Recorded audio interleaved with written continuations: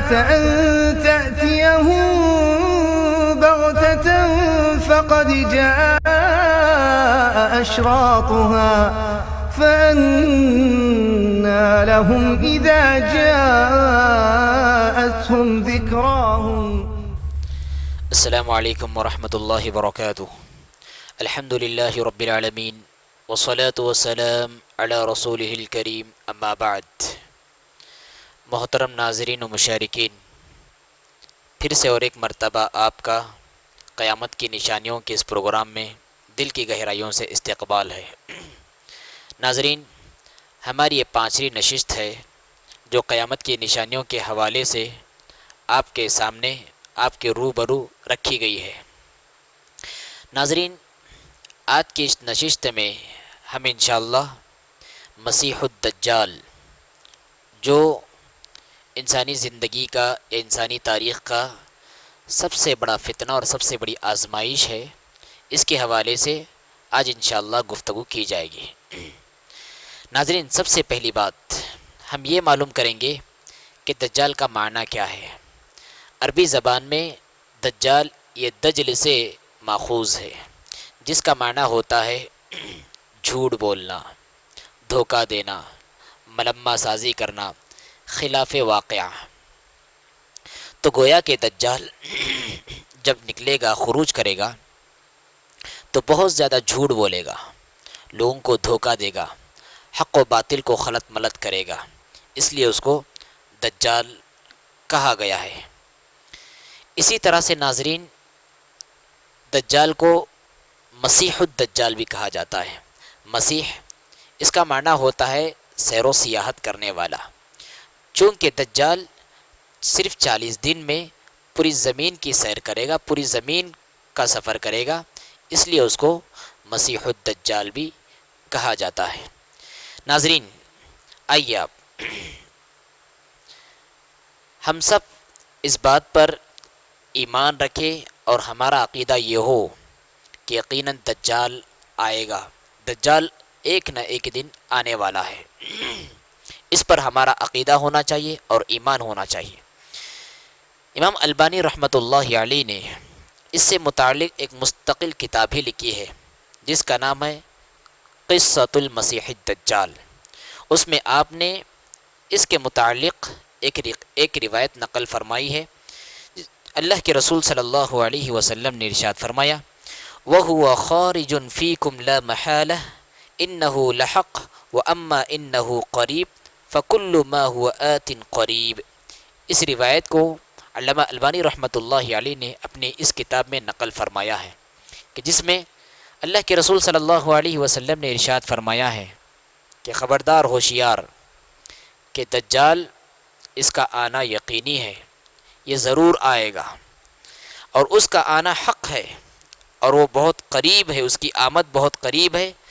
جو چیز آنے والی ہے، جس چیز کی آمد ہو، وہ قریب ہی ہوا کرتی ہے، وہ آنے والی ہی ہوا کرتی ہے. تو ناظرین، ہمارا عقیدہ یہ ہونا چاہیے کہ دجال نامی ایک شخصیت ہے، اس کا ظہور اور اس کا خروج اور اس کی آمد ضرور بھی ضرور ہوگی.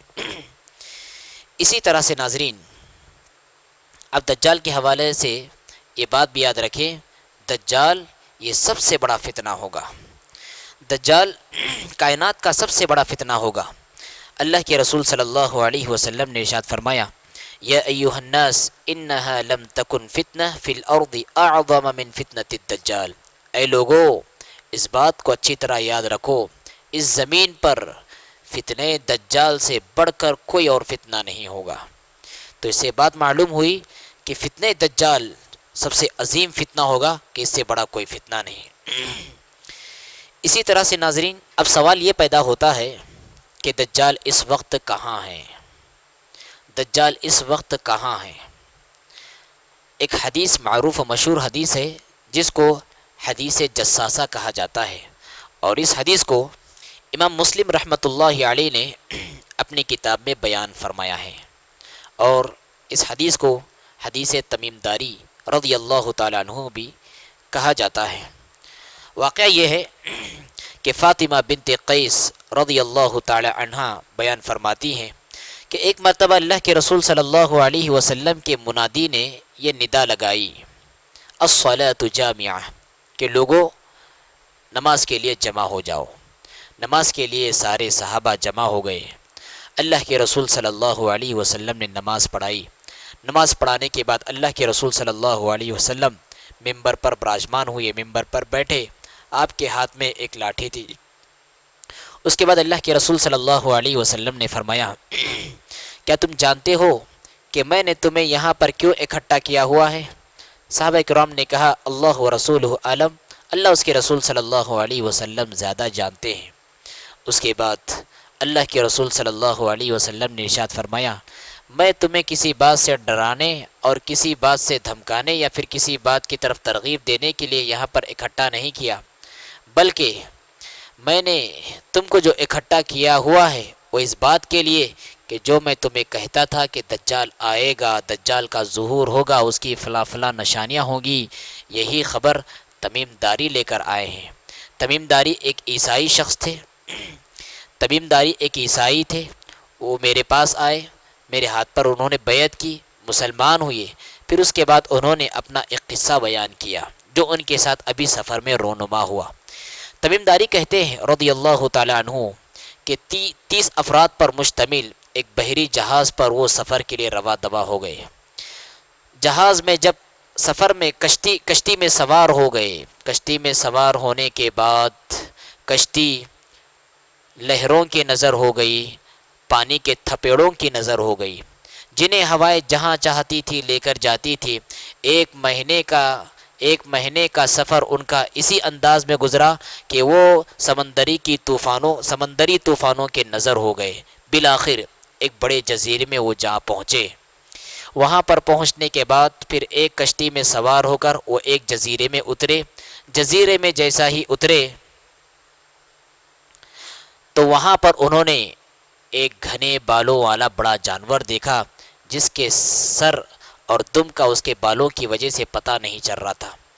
تمیم داری رضی اللہ تعالیٰ عنہ کہتے ہیں کہ ہم نے اس کو پوچھا، تو کون ہے؟ تو وہ کہنے لگا، انا الجساسہ، میں جاسوس ہوں۔ ہم نے پوچھا کہ تو کس کا جاسوس ہے؟ تو اس نے کہا، چلو اس شخص کی طرف، چلو اس آدمی کی طرف جو آدمی تمہاری خبر کا بہت زیادہ مشتاق ہے، وہ تمہارے تعلق سے پوچھنا چاہتا ہے اور بہت زیادہ مشتاق ہے۔ تو ہمیں ایسے جزیرے کی طرف لے چل پڑا جو ویران جگہ تھی، جس کو حدیث کے الفاظ میں دیر کہا گیا ہے۔ تو وہاں لے کر وہ چلا گیا۔ تو وہاں پر ہم نے کیا دیکھا؟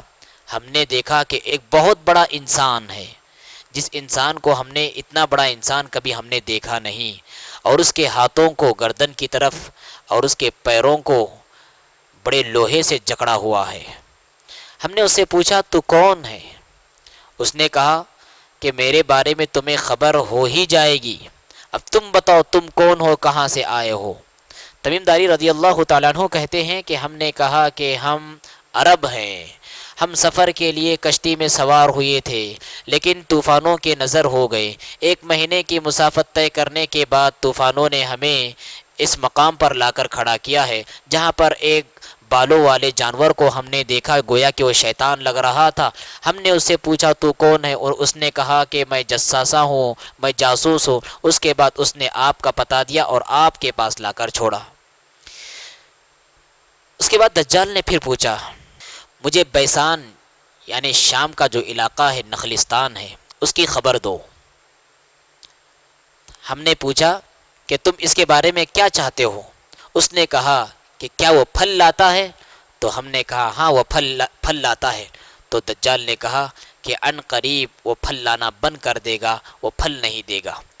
پھر اس نے پوچھا، مجھے بحیرہ طبریہ کے بارے میں بتاؤ، کیا اس میں پانی رواں دوا ہے؟ تو ہم نے کہا ہاں اس میں خوب پانی رواں دوا ہے۔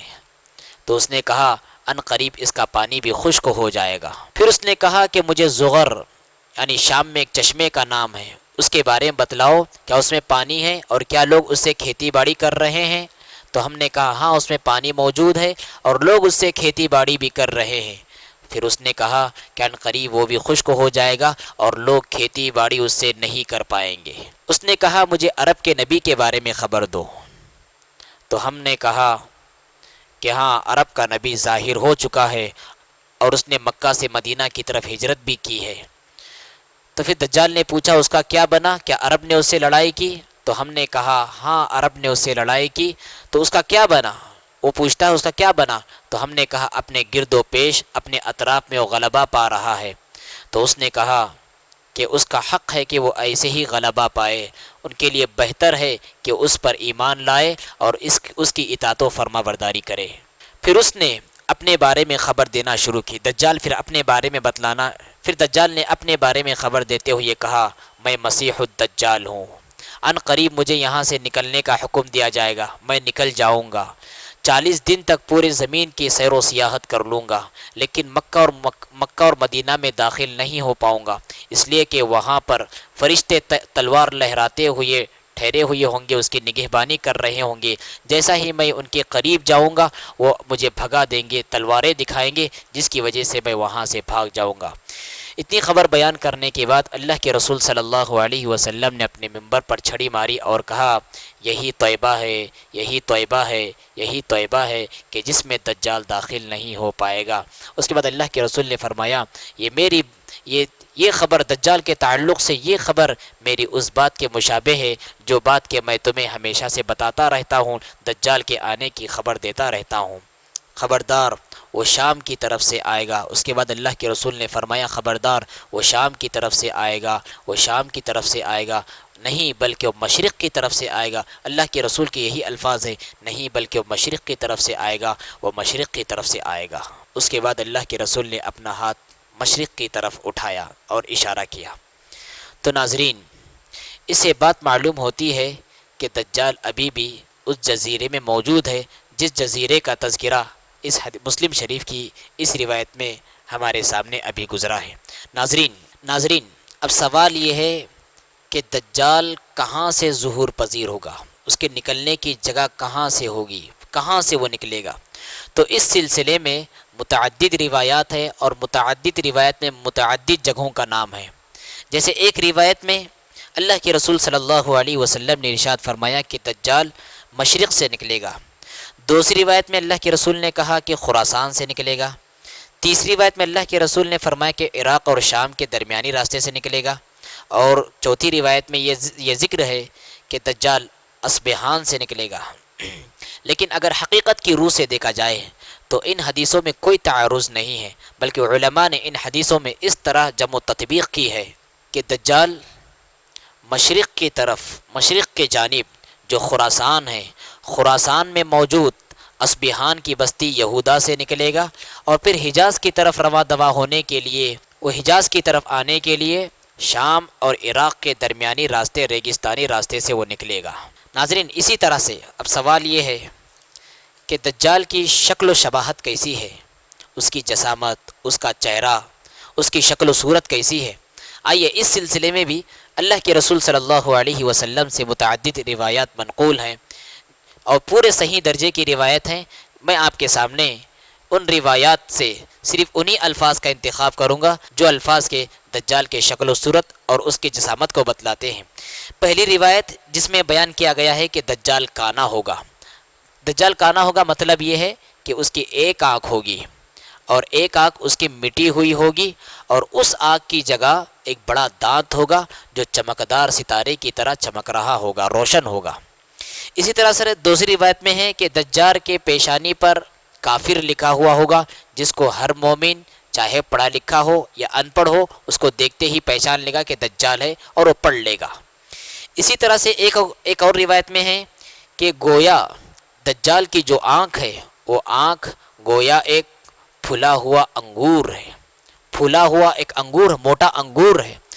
اسی طرح اور ایک روایت میں دجال کا تذکرہ اس انداز میں ہے کہ دجال نہایت موٹا ہوگا، جسیم ہوگا، اور اس کا کلر سرخ ہوگا، اور اس کے بال گھنے ہوں گے۔ تو ناظرین، ان احادیث کو میں نے آپ کے سامنے صرف انہی ٹکڑوں کا ترجمہ پیش کیا ہے جن ٹکڑوں میں اللہ کے رسول صلی اللہ علیہ وسلم نے دجال کی شکل و صورت اور اس کے جسم کی کیفیت بیان فرمائی ہے۔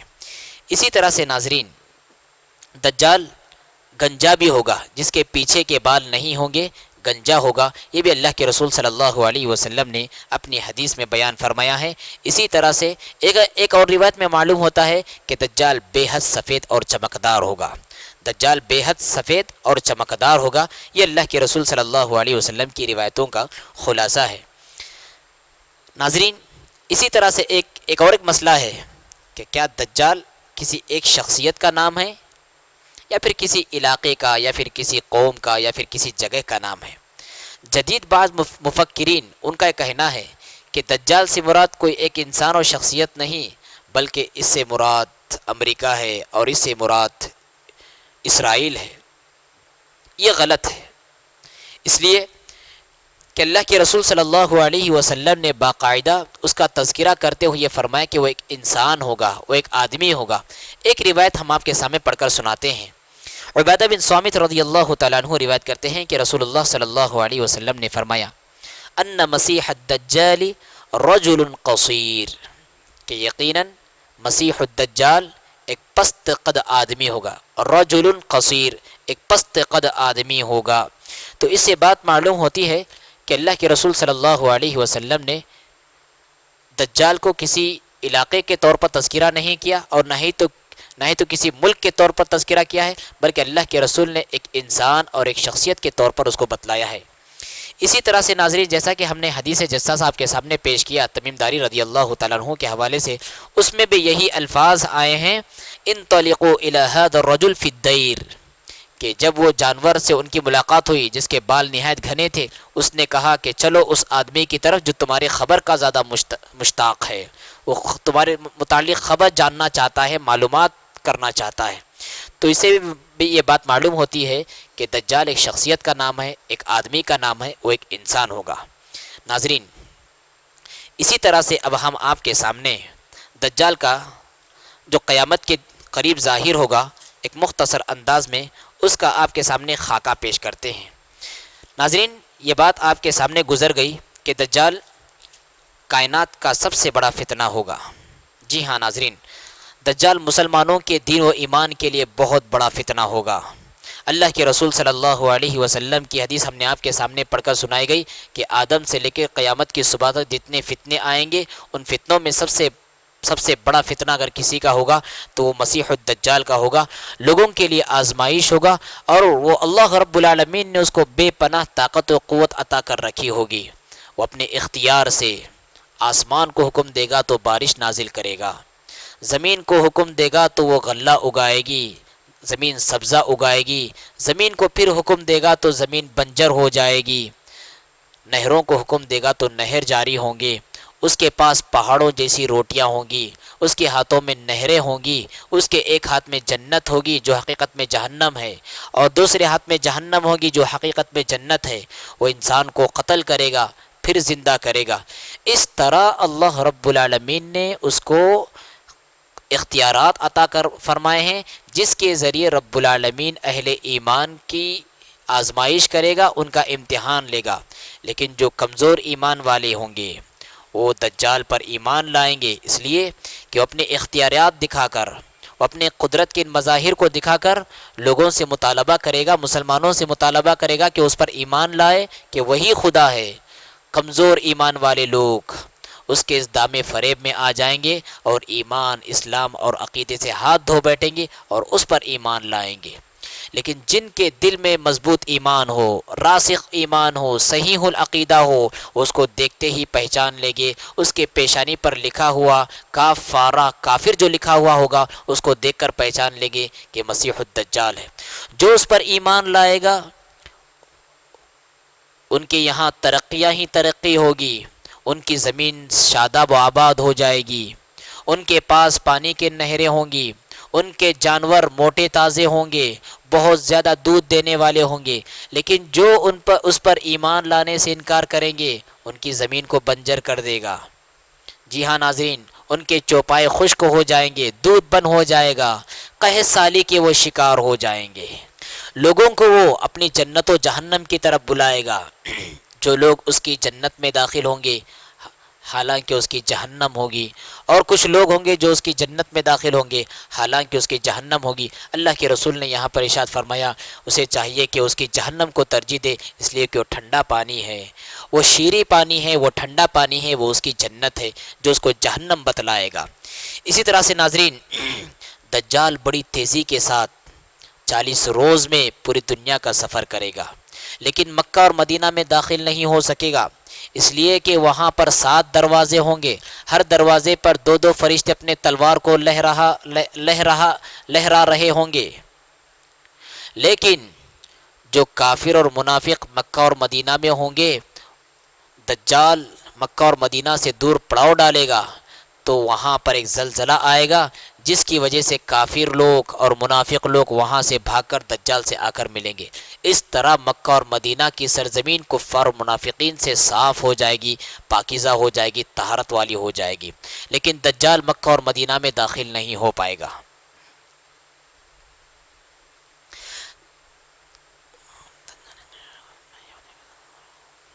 دجال ناظرین، اسی طرح سے دجال کی قیادت میں یہودی اور مسلمانوں کے درمیان بڑے خون ریز معرکے ہوں گے، جس میں مسلمانوں کو فتح پر فتح حاصل ہوتی جائے گی، اور مسلمانوں کی طرف سے جو کمانڈنگ جن کے ہاتھ میں ہوگی وہ امام مہدی علیہ السلام کے ہاتھ میں ہوں گی۔ دجال دنیا کا چکر کاٹ کر جب دمشق پہنچے گا، وہاں پر اس وقت مسلمان اس سے آخری معرکے کی تیاری کر رہے ہوں گے، آخری لڑائی کی تیاری کر رہے ہوں گے۔ اسی دوران نماز فجر کا وقت ہوگا، عیسیٰ علیہ السلام 2 فرشتوں کی مدد سے دمشقی جامع مسجد سے نزول کریں گے، اور پھر مہدی علیہ السلام جب دیکھیں گے اقامت کہی جائے گی، مہدی علیہ السلام آپ کو آگے بڑھانا چاہیں گے، لیکن عیسیٰ علیہ السلام کہیں گے نہیں، آپ ہی امامت کرائیں۔ اس طرح مہدی علیہ السلام کی امامت میں آپ عیسیٰ علیہ السلام نماز قائم کریں گے۔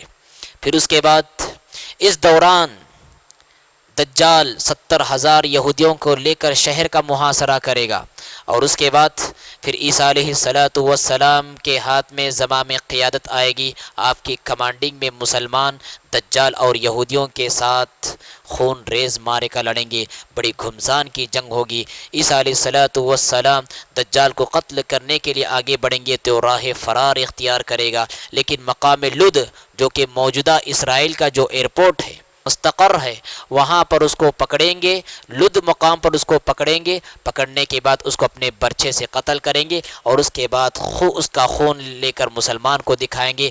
پھر جتنے یہودی بچے ہوئے ہوں گے مسلمان یہودیوں کو چن چن کر قتل کریں گے۔ اگر رات کی تاریکی میں یہود کسی پتھر کے پیچھے چھپے ہوئے ہوں تو پتھر مسلمانوں کو بلا کر کہے گا اے اللہ کے بندو، اے مسلمانوں، یہاں یہودی چھپا ہوا ہے، اسے قتل کرو۔ وہ کسی درخت کے پیچھے چھپا ہوا ہوگا تو درخت کہے گا اے اللہ کے بندو، اے مسلمانوں، یہاں یہودی چھپا ہوا ہے، آؤ اسے قتل کرو۔ اس طرح یہودیوں کا صفحہ ہستی سے صفایا ہو جائے گا، اور دنیا میں ہر طرف ایک ہی ملت، ایک ہی مذہب ہوگا اور ایک ہی دین ہوگا، اور وہ ہے اسلام، اور وہ ہے مسلمان۔ ہر طرف اسلام اور مسلمانوں کا چرچا ہوگا، جس میں مسلمان ایک دوسرے کے لیے خیر خواہ ہوں گے، ہمدرد ہوں گے، ان کے علاوہ کوئی ایک دوسرے سے دشمنی کرنے والا نہیں ہوگا، امن و امان کی فضا قائم ہو جائے گی۔ ناظرین، جیسا کہ ہم نے کہا کہ یہودی پتھر کے پیچھے چھپنا چاہیں تو پتھر گواہی دے گا، پتھر ان کو قتل کرائے گا، درخت کے پیچھے چھپنا چاہے گا تو درخت اس کو قتل کرائے گا، لیکن ایک درخت ایسا ہوگا جو یہودی کو پناہ دے گا، اور یہود اس درخت کو بہت تعظیم کی نگاہ سے دیکھتے ہیں، اور اسرائیل میں آج بھی وہاں پر جن درختوں کی زیادہ کاشتکاری ہوتی ہے وہ اسی درخت کی ہوتی ہے، اور اس درخت کا نام ہے غرقد۔ جی ہاں ناظرین، اس درخت کا نام ہے غرقد، جو درخت کے یہودیوں کو پناہ دے گا۔ آپ کو معلوم ہے بقیع الغرقد جو کہ مدینہ میں قبرستان ہے، اس کو بقیع الغرقد اس لیے کہا جاتا ہے اس لیے کہ وہاں بھی غرقد جیسے درخت تو بہت سارے اگے ہوئے تھے، اس لیے اس کو بقیع الغرقد کہا جاتا ہے۔ تو الغرض یہودی اس درخت کو تعظیم کی نگاہ سے دیکھتے ہیں اور اس کی بکثرت کاشتکاری کرتے ہیں۔ آج بھی اسرائیل میں اسی کی کاشتکاری زیادہ ہوتی ہے۔ ناظرین، آپ کو معلوم ہونا چاہیے کہ مسلمانوں کا اور غیر مسلم یعنی دجال کا جو آخری معرکہ ہوگا یہ انسانی تاریخ کا سب سے آخری معرکہ ہوگا. اس کے بعد پھر کوئی معرکہ نہیں ہوگا. اسلام کے آغاز سے لے کر جتنے معرکے ہوئے حق اور باطل کے درمیان، اس کا انجام اور اس کا اختتام اس معرکے پر ہوگا جس معرکے میں ایک طرف مسلمان ہوں گے اور دوسرے طرف دجال اور اس کے ہم نوا اور اس کے پرستار یہود ہوں گے. اللہ کے رسول صلی اللہ علیہ وسلم نے ارشاد فرمایا، عمران بن حسین رضی اللہ تعالیٰ عنہ کی روایت ہے، لا تزال طائفة من امتی يقاتلون على الحق ظاہرین على من ناباهم حتى يقاتل آخرهم المسیح الدجال، کہ میری امت کا ایک گروہ ہمیشہ حق پر جہاد کرتا رہے گا، اپنے دشمنوں پر غالب رہے گا، حتیٰ کہ ان کا آخری گروہ مسیح الدجال کے خلاف لڑے گا. تو پتہ چلا ناظرین، اللہ کے رسول صلی اللہ علیہ وسلم کے زمانے سے لے کر دجال کے قتل تک ایک گروہ ایسا ہوگا جو برابر حق پر ہوگا، حق کے لیے لڑ رہا ہوگا، باطل کے خلاف ہمیشہ نبرد آزمائی کرتا رہے گا، اور ان کا یہ آخری معرکہ مسیح الدجال کے خلاف ہوگا.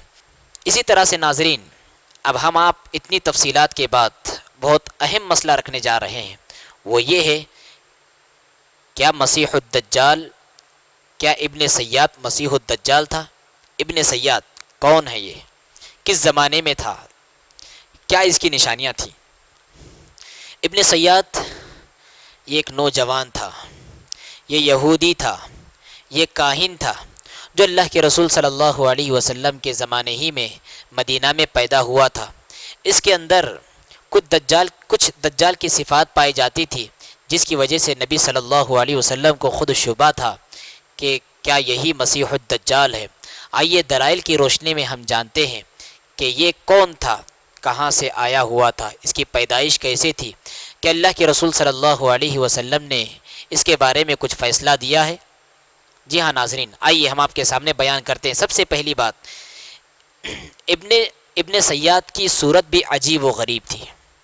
جیسے نافع کا بیان ہے کہ ابن عمر رضی اللہ تعالیٰ عنہ نے ابن سیاد سے مدینے کے گلی میں ملاقات فرمائی، اس سے کچھ ایسی گفتگو کی کہ جس کی وجہ سے غصے میں آ گیا، اور غصے سے اتنا پھول گیا کہ مدینہ کی گلی بھر گئی.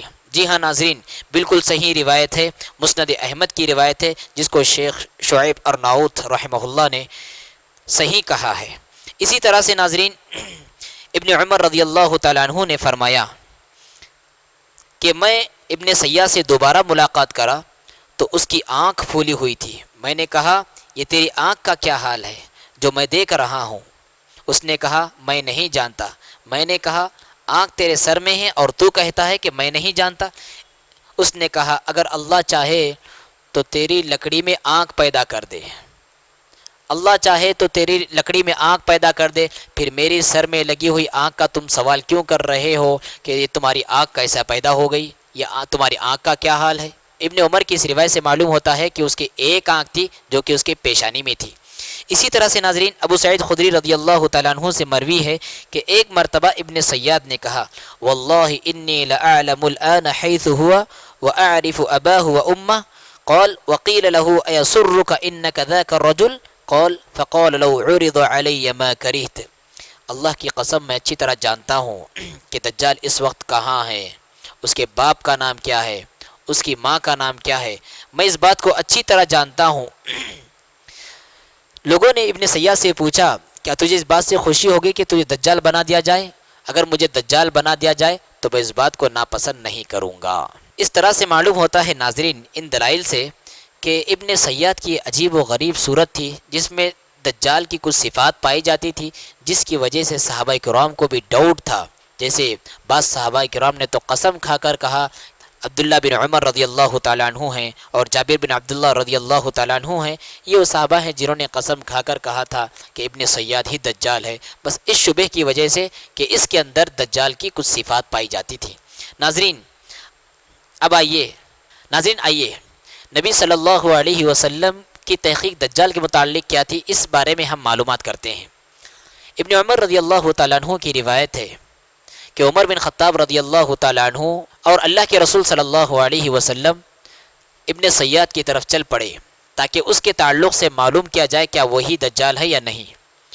تو جب چل پڑے تو دیکھا کہ یہ ابھی جوانی کے قریب ہے، ابھی جوان نہیں ہے، جوانی کے قریب ہے، اور یہ چھوٹے بچوں کے ساتھ کھیل رہا تھا۔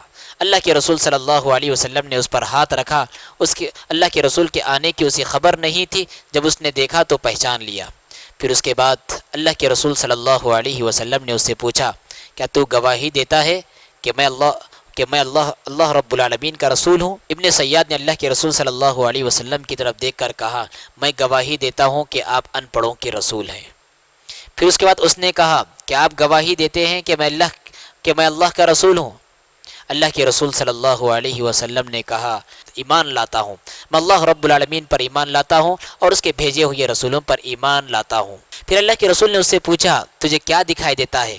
اس نے کہا کہ مجھ پر سچی خبریں بھی آتی ہیں اور جھوٹی خبریں بھی آتی ہیں۔ ناظرین یہ کہانت کی پہچان ہے، کاہنوں پر جنات اور شیاطین سچی خبریں بھی لے کر آتے ہیں اور جھوٹی خبریں بھی لے کر آتے ہیں۔ تو اس نے کہا کہ مجھ پر سچی خبریں بھی آتی ہیں اور جھوٹی خبریں بھی لے آتے ہیں۔ اللہ کے رسول صلی اللہ علیہ وسلم نے پھر پوچھا اچھا بتاؤ کہ اب میرے نفس میں کیا ہے؟ اور اللہ کے رسول صلی اللہ علیہ وسلم نے سورۃ دخان کی ایک آیت کو تصور کیا اپنے دل میں، یوم تأتی السماء بدخان مبین۔ اس نے کہا آپ دخن کے بارے میں سوچ رہے ہیں۔ اس کے بعد اس نے کہا آپ دکھ کے بارے میں سوچ رہے ہیں۔ تو اللہ کے رسول صلی اللہ علیہ وسلم نے فرمایا چل تو دور ہو جا، تیرا معاملہ تیری بساط سے آگے نہیں بڑھے گا۔ ساتھ میں عمر بن خطاب رضی اللہ تعالیٰ عنہ موجود تھے۔ آپ نے کہا اللہ کے رسول اجازت دیجئے، اس کی گردن مار دوں گا۔ اللہ کے رسول صلی اللہ علیہ وسلم نے فرمایا اگر یہ واقعی دجال ہے تو تم اس پر غلبہ نہیں پا سکو گے، اگر یہ دجال نہیں ہے تو اس کو قتل کرنا بے فائدہ ہوگا۔ تو ناظرین اس سے بات معلوم ہوتی ہے کہ اللہ کے رسول صلی اللہ علیہ وسلم بھی اس ابن سیاد کے بارے میں ابھی شبہ میں تھے یا پھر کوئی عام انسان ہے۔ ابن سیاد کی طرف سے اس کے دجال ہونے کی تردید حدیث کی روشنی میں آپ کے سامنے بیان کی جائے گی۔ ناظرین ابو سعید خدری رضی اللہ تعالیٰ عنہ کا بیان ہے کہ ابن سیاد نے مجھ سے کچھ باتیں کہیں جن کی وجہ سے مجھے اسے برا کہنے میں شرم محسوس ہوئی۔ اس نے کہا میں نے اپنے بارے میں لوگوں سے معذرت کی کہ میں دجال نہیں، لیکن اے رسول اللہ کے صحابہ پتہ نہیں تمہیں میرے بارے میں کیا گمان ہے؟ کیا رسول اللہ صلی اللہ علیہ وسلم نے نہیں فرمایا تھا کہ دجال یہودی ہوگا اور میں یہودی نہیں ہوں، میں تو مسلمان ہو گیا ہوں؟ کیا اللہ کے رسول صلی اللہ علیہ وسلم نے نہیں فرمایا تھا کہ دجال کی کوئی اولاد نہیں ہوگی، میری اولاد ہے؟ کیا رسول اللہ صلی اللہ علیہ وسلم نے نہیں فرمایا تھا کہ دجال مکہ اور مدینہ میں داخل نہیں ہوگا، میں مکہ میں داخل ہو کر میں نے تو حج بھی کیا ہے؟ ابو سعید خدری رضی اللہ تعالیٰ عنہ آگے ارشاد فرماتے ہیں کہ وہ ایسی باتیں کرتا رہا، قریب تھا کہ میں اس کی باتوں پر یقین کر لیتا، لیکن ساتھ ہی اس نے کہا اللہ کی قسم میں اچھی طرح جانتا ہوں دجال اس وقت کہاں ہے، اس کے ماں باپ کو بھی پہچانتا ہوں۔ لوگوں نے ابن سیاد سے پوچھا کیا تجھے پسند ہے کہ تو دجال بنا دیا جائے؟ اس نے کہا اگر مجھ پر پیشکش کی جائے تو میں ناپسند نہیں کروں گا۔ ناظرین اس دلیل سے معلوم ہوتا ہے کہ دجال ابن سیاد حقیقت میں دجال نہیں تھا، اس لیے کہ بہت ساری اور صفات ایسی تھی جو اللہ کے رسول صلی اللہ علیہ وسلم نے اپنے صحیح احادیث میں بیان فرمائی جو اس کے اندر موجود نہیں تھی۔ اسی طرح سے ناظرین ہم کچھ اور روایتیں آپ کے سامنے بیان کریں گے کہ جن سے پتہ چلے گا کہ ابن سیاد واقعی دجال نہیں تھا۔ یہ حقیقتیں آپ کے سامنے اس لیے بیان کرنی پڑ رہی ہے کیونکہ بعض نام نہاد مفکرین اور بعض لوگ ایسے ہیں، بعض حضرات ایسے ہیں کہ جن کا دعویٰ ہے کہ ابن سیاد ہی دجال تھا، اس لیے یہ حقیقتیں ہم آپ کے سامنے پیش کر رہے ہیں۔ ناظرین کتاب و سنت کے نصوص سے پتہ چلتا ہے جس دجال کی پیارے نبی صلی اللہ علیہ وسلم نے خبر دی وہ ابن سیاد نہیں تھا، اس لیے کہ تمیم داری رضی اللہ تعالیٰ عنہ کی روایت جو ہم نے ابھی کچھ دیر پہلے سنی، اس میں اس بات کا اعلان تھا، اس بات کی خبر تھی کہ دجال ایک جزیرے میں جکڑا ہوا ہے، جبکہ ابن سیاد ابھی مدینہ میں موجود ہے۔ دجال کے بارے میں اسی طرح ایک حدیث میں ہے کہ دجال بے اولاد ہوگا اور ابن سیاد کی اولاد تھی۔ دجال کے بارے میں ایک روایت میں یہ ہے کہ دجال مکہ اور مدینہ میں داخل نہیں ہوگا، جبکہ ابن سیاد مدینہ میں پیدائش ہوئی، مدینہ میں جوان ہوا، مکہ کا سفر کیا اس نے اور حج بھی کیا، تو اس سے بات معلوم ہوتی ہے کہ ابن سیاد دجال نہیں تھا۔ اس کے علاوہ نبی صلی اللہ علیہ وسلم نے دجال کے خروج کی جو علامتیں بتائی ہے، جیسے دجال کی آمد سے پہلے قسطنطنیہ کا فتح ہو جانا، اسی طرح سے دریائے فرات سے سونے کا پہاڑ نکلنا، اسی طرح سے دجال کے ایک ہاتھ میں جنت اور ایک ہاتھ میں جہنم کا ہونا، یہ ساری علامتیں ابن سیاد کے اندر نہیں پائی جاتی تھی، تو اسے معلوم ہوتا ہے کہ ابن سیاد دجال نہیں تھا۔ اور بعض دیگر روایت سے پتہ چلتا ہے کہ دجال اس کے ماتھے پر کاف فارا کافر لکھا ہوا ہوگا، جبکہ ابن سیاد کے پیشانی پر ایسا کچھ لکھا ہوا نہیں تھا۔ اسی طرح سے اور ایک روایت سے پتہ چلتا ہے کہ دجال نبوت کا دعویٰ کرے گا، پھر خدائی کا دعویٰ کرے گا، اس نے تو خدائی کا دعویٰ نہیں کیا۔ اسی طرح سے ناظرین دجال کے تعلق سے معلوم ہے کہ وہ 40 دن تک وہ سفر کرے گا، 40 دن تک کے لیے وہ زمین پر قیام کرے گا، جبکہ ابن سیاد اس کی پیدائش مدینہ میں ہوئی، وہ جوان مدینہ میں ہوا، اللہ کے رسول صلی اللہ علیہ وسلم کی وفات کے بعد تک وہ زندہ رہا۔ تو ان دلائل سے پتہ چلتا ہے کہ دجال ابن سیاد دجال نہیں تھا۔ ناظرین آئیے تاریخ اسلام کی مشہور و معروف مایہ ناز ہستی، جس کو مورخ کبیر، محدث عظیم اور مفسر ابن کثیر رحمہ اللہ کے نام سے جن کو ہم جانتے ہیں، ان کا ایک قول آپ کے سامنے پڑھ کر سناتے ہیں۔ ابن کثیر رحمۃ اللہ علیہ فرماتے ہیں لیس ابن سیاد هو الدجال الاکبر، کہ ابن سیاد یہ دجال اکبر نہیں تھا۔ اسی طرح سے اللہ کے رسول صلی اللہ علیہ وسلم جو ابن سیاد کے تعلق سے تردد اور شک و شبے میں تھے، وہ ہو سکتا ہے، اس بات کا احتمال ہے کہ یہ وحی سے پہلے والا معاملہ ہو۔ اسی طرح سے شیخ الاسلام امام ابن تیمیہ رحمۃ اللہ علیہ نے یہی رائے ظاہر فرمائی ہے کہ ابن سیاد دجال نہیں ہے، اور امام بیہقی رحمہ اللہ کا بھی یہی موقف ہے۔ ناظرین اب دجال ابن سیاد دجال نہیں تھا تو پھر وہ کیا تھا؟ ناظرین وہ کاہن تھا، وہ یہودی تھا۔ جی ہاں ناظرین وہ کاہن تھا اور یہودی و نسل تھا۔ جیسا کہ جب رسول اللہ صلی اللہ علیہ وسلم نے ابن سیاد سے پوچھا کہ تو کیا دیکھتا ہے، تو اس نے کہا کہ مجھ پر سچی خبریں اور جھوٹی خبریں آتی ہیں، اور یہ کاہن کا کام ہے جس پر شیطان، جس پر جنات جھوٹی اور سچی خبریں پیش کرتے ہیں۔ اسی طرح سے ناظرین ایک مرتبہ آپ صلی اللہ علیہ وسلم نے ابن سیاد سے جنت کی مٹی کے متعلق پوچھا کیسی ہے، تو اس نے جواب دیا درمکۃ بیضاء مسکن، کہ جنت کی مٹی باریک سفید اور کستوری کی طرح ہے۔ تو ان دلائل سے پتہ چلتا ہے کہ ابن سیاد یہ کاہن تھا۔ لیکن ناظرین اب اگلا سوال یہ ہے، کیا ابن سیاد مسلمان ہوا تھا؟ کیا اس نے اسلام قبول کیا تھا؟ متعدد اہل علم کے اقوال سے معلوم ہوتا ہے کہ ابن سیاد مسلمان ہوا تھا، جیسا کہ ابن حجر رحمۃ اللہ علیہ نے بیان فرمایا ہے۔ اسی طرح سے امام ذہبی رحمۃ اللہ علیہ نے بیان فرمایا ہے کہ وہ مسلمان ہوا تھا۔ ابن کثیر رحمۃ اللہ علیہ کی عبارت میں آپ کے سامنے نقل کرنا چاہوں گا۔ آپ نے فرمایا ان ابن سیاد کان دجالا من الدجاجلہ كان دجالا من الدجاجلة ثم تاب بعد ذلك فأظهر الإسلام والله أعلم بضميره وسيرته، کہ ابن سیاد یہ دجالوں میں سے ایک دجال تھا، لیکن مسلمان ہو گیا۔ مسلمان ہونے کے بعد اس نے اسلام کی طرف سے دفاع بھی کیا، اور اس کے بعد ارشاد فرماتے ہیں لیکن اس کے ضمیر اور اس کی سیرت، اس کے باطن اور اس کے حال دل کو اللہ رب العالمین ہی بہتر جانتا ہے۔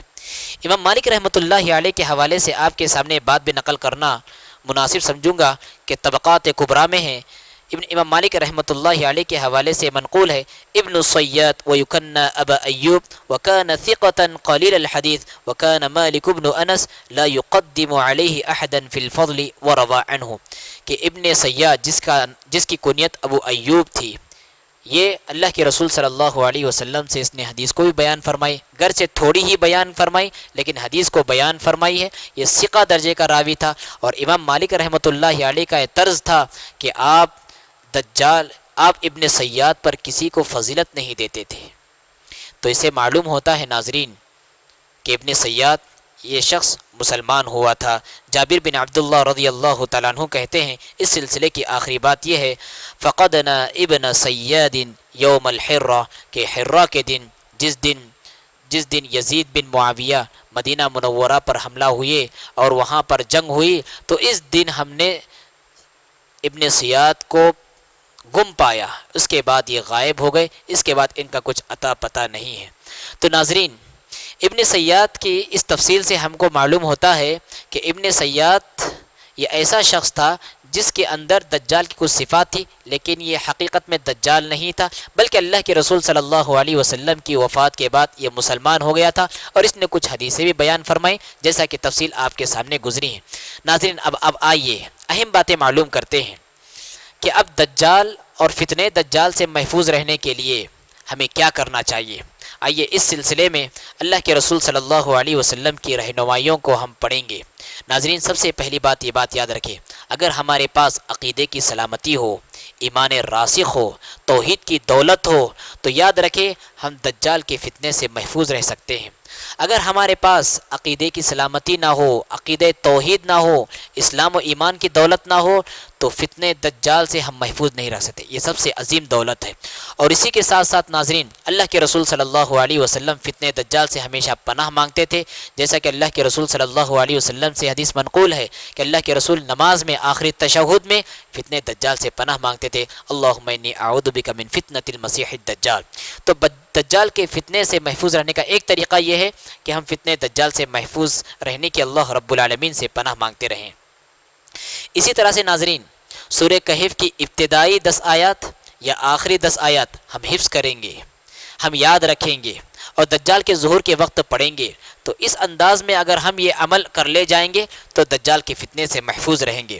اسی طرح سے ناظرین، جب دجال ظاہر ہو جائے گا تو اس کا ہم سامنا نہیں کریں گے، اس پر اپنے آپ کو پیش نہیں کریں گے، بلکہ اس سے محفوظ رہنے کے لیے جنگلوں میں نکل جائیں گے، پہاڑوں میں نکل جائیں گے یا قلعوں میں بند ہو جائیں گے، اپنے آپ کو محفوظ رکھنے کے لیے، اپنے ایمان کو محفوظ رکھنے کے لیے فتنے دجال سے محفوظ رکھنے کا ایک یہ بھی طریقہ ہے۔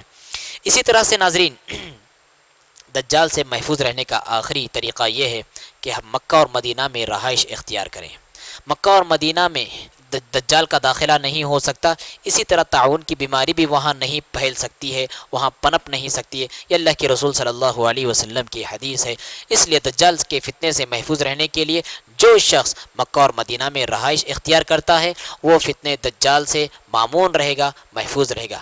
ناظرین، آج کی ہماری نشست دجال کے ان باتوں اور ابن سیاد کی ان حقیقتوں کے تعلق سے تھی۔ ہم رب العالمین سے دعا کریں گے کہ بار الہ ہم سب کو فتنے دجال سے محفوظ فرما، ہم سب کا عقیدہ محفوظ فرما، توحید کی دولت ہمارے سینوں میں ہمیشہ سے قائم رکھے، اور جب اس دنیا سے ہم رخصت ہو تو ہمارے دل میں ایمان کے ساتھ ساتھ زبان پر کلمہ جاری ہو، لا الہ الا اللہ محمد الرسول اللہ۔ اقول قولی هذا واستغفر اللہ لی ولکم ولسائر المسلمین فاستغفروه انه هو الغفور الرحیم۔